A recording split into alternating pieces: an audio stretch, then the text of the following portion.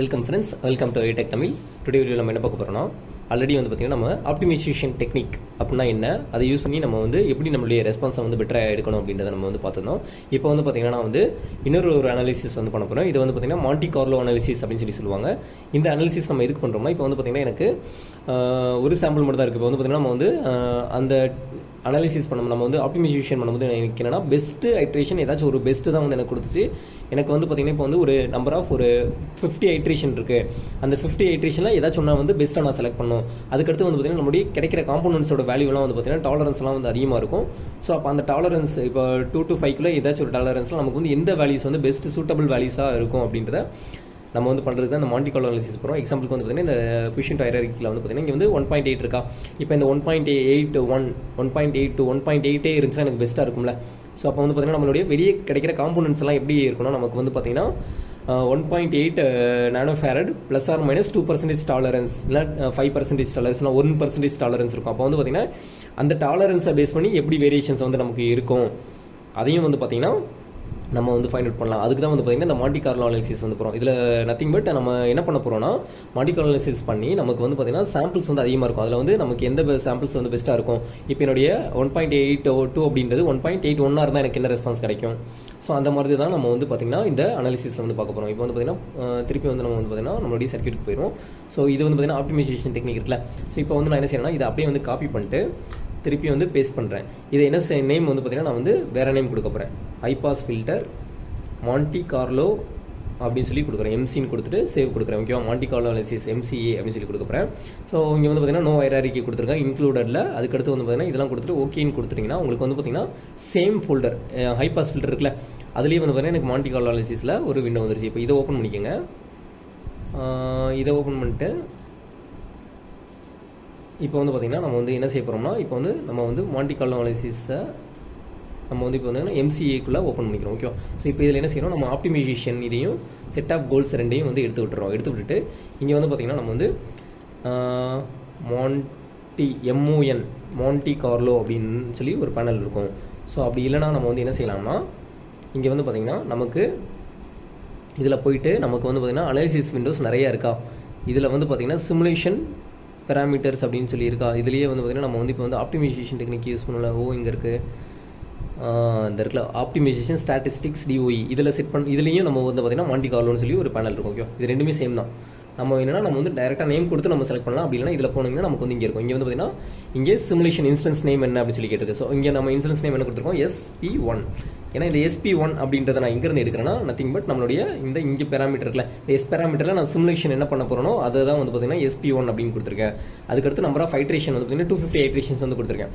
So இங்கே வந்து பார்த்திங்கன்னா நம்ம வந்து 300 கொடுத்துக்கலாம். ஓகேவா. ஏன்னா அந்த ஐட்ரேஷன் வந்து நமக்கு என்ன வேணுமோ அதை வந்து நம்ம கொடுத்துக்கலாம். அதுக்கடுத்து வந்து பார்த்திங்கன்னா சேவ்டு சொல்யூஷன் அந்த சொல்யூஷன்ஸ் எல்லாம் சேவ் பண்ணுமான்னு சொல்லி கேட்குது.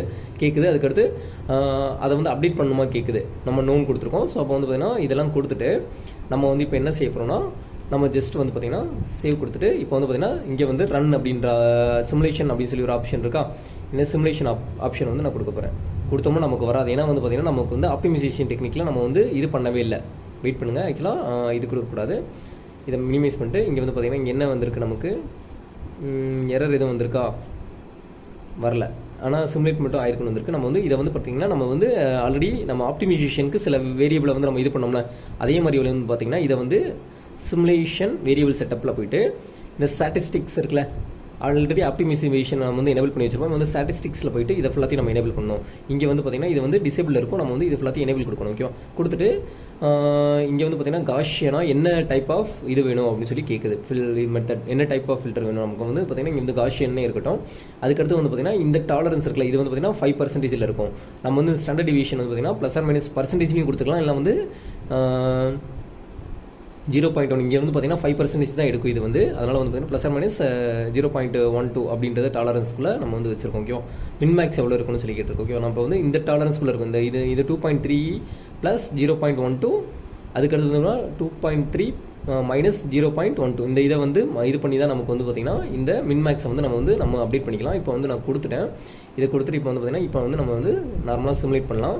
இங்கே வந்து பார்த்திங்கன்னா சிமுலேட் விண்டோவில் நமக்கு வந்து பார்த்திங்கன்னா சிமுலேட் ஆகி நமக்கு வந்து பார்த்திங்கன்னா டோட்டல் நம்பர் ஆஃப் ஐட்ரேஷன் வந்து எவ்வளோ வரைக்கும் வந்திருக்கு அப்படின்றத இங்கே வந்து காமிக்குது. பார்த்தீங்கன்னா நம்பர் ஆஃப் ட்ரையல்ஸ் வந்து பார்த்திங்கன்னா 300 டைம்ஸ் வந்து ட்ரையல்ஸ் வந்து நமக்கு ரன் ஆயிருக்கு அப்படின்னு சொல்லி வந்திருக்கு.